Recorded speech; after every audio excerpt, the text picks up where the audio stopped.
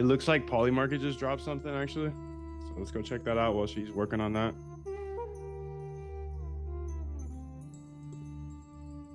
Polymarket announces this.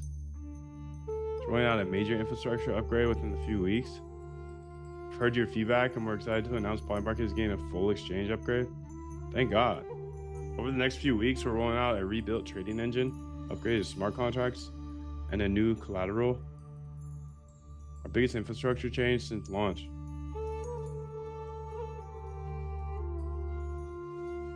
Okay. Live leaderboard here. It says down.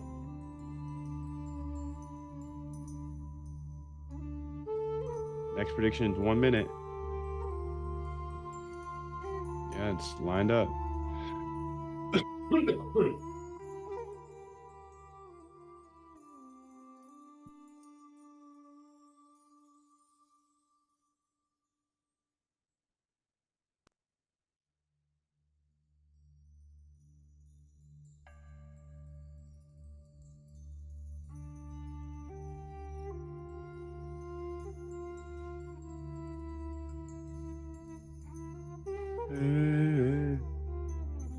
Looks like an L on this one.